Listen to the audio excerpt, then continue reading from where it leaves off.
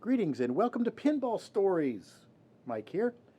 Today I'm going to talk about this really cool game. This is, of course, Bally Wizard. This is one of the Pinball Wizard themed games. This is in the prime of the 70s when pinball was really getting a lot of attention in the media. And Bally, the Who had their Tommy album happening, and Bally had a Tommy-themed game, Wizard, and that's on the cover. That is on the back glass. That's Anne Margaret and Roger Daltrey, and the artwork is by the amazing Dave Christensen, one of my favorite artists. Just wicked cool. And this is a game I remember playing as a kid in the arcades. I was really young, but I snuck in and I got a chance to play on this, and this game was so hard, but it had some really interesting dynamics that I don't know if ever been done in a game since. And this particular game has some very cool history behind it too. And of course, that's what we talk about on Pinball Stories. We don't just talk about the game, we talk about where the game came from, what its provenance is. And this game actually has some significant provenance. So I've always loved this game, and this is one of the EM games that's pretty valuable. This is basically considered an A-list game. It's really challenging. It's from that area, the Bally's era of the 70s, when the artwork was just so beautiful and colorful, and it's a great playing game. It's really good. It teaches you to be a better player to be able to survive on this. When I was young and I played this game, I wanted to unlock all the features on the playfield, and it was so hard. And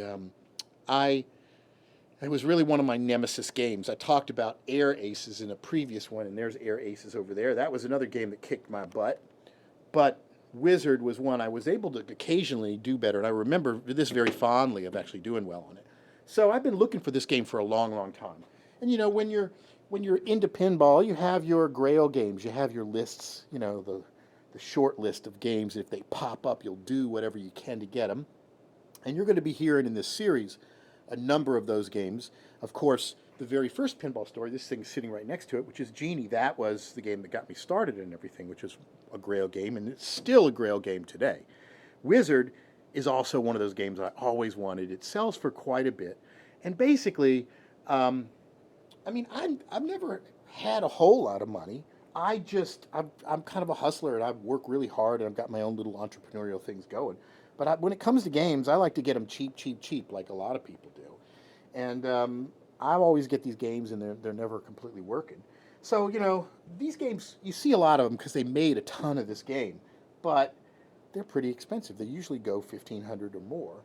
And they're worth it. They're really a beautiful, gorgeous, kind of icon art piece of game. So, one popped up on Craigslist. I think it was in Mississippi or Alabama. I think it might have been Alabama, right? And I jumped on it, just told the guy I'd take it. I remember it was definitely less than what these usually go for. And he didn't have any information on the condition or anything, but I just called and said, look, I'm interested. I'll take a chance at this price. So I drove all the way there. I think it was about a 4-something hour drive, maybe longer than that. And I go to meet this guy, and he's in some kind of old suburban area or slightly rural area outside of one of the major cities. And it's one of those areas where you've got an acre and a half of a yard, and then there's a house, and he had a little outbuilding. And this guy, very interesting character, and that's one of the cool things about pinball is getting a chance to meet some of the people that end up having these things. Just great characters. And this guy was really cool, nice old retired guy. And it turns out he used to work for an amusement park. The amusement park that he worked at was called Hershey Park. And that Hershey Park, the one in Hershey, Pennsylvania. And that's where this pinball machine came from. He was a maintenance guy at the amusement park, worked there his whole life, and he retired. And when he retired, he took this game with him. Now, apparently, Hershey Park's been around much later than these games were popular, right? So at some point, this game was taken off of location, but he had it. He got it, and he held on to it. So he's kind of the owner and has been the owner of this thing since it was originally on location at Hershey Park. And I guess he was getting older, and it was just sitting in his garage, and it hadn't worked for a long time, and he wanted to get rid of it. So I ended up picking it up. And what's cool is this is the game. This is the game that was in the arcade at Hershey Park in Hershey, Pennsylvania. And I think it's pretty rare to get games that were in iconic amusement parks because usually they're so completely beat up, you know. But this game is really beautiful. You can see, let me see, the cabinet art is really nice. The head, there's not really a whole lot of scratches. You can clearly see the serial number there. Coin door doesn't look too bashed in. It's a really nice condition game. There's a little bit of planking on the playfield, but considering a lot of these games were incredibly worn down, this is a really good shaped game.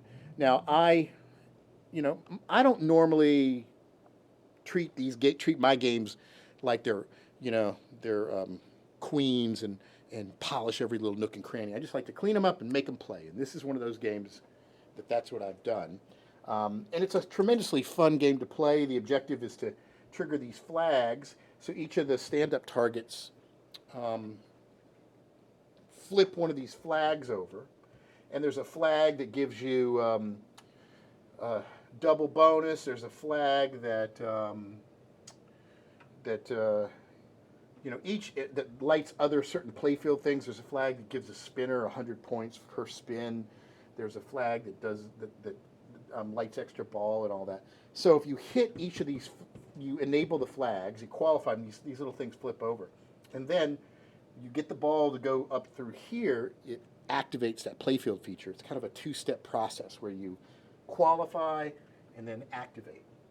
And if you can get all the flags activated, it just turns the playfield into like super valuable and a lot of fun things that happen, you know.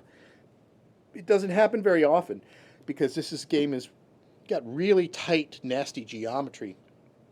You know, one wrong shot and you can blow it. But a great game to practice your pinball skills on is Bally Wizard.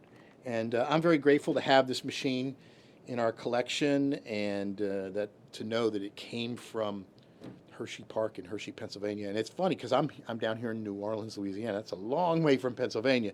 It's amazing how these games just get around all over the place. So there's another story. Bally Wizard from Hershey Park. So thank you guys for watching. Do you have a wizard? Put some comments down there. Let me know. What do you think? What do you think of this game? And hit subscribe on my YouTube channel, YouTube/PinballHelp. And until next time, thanks for watching.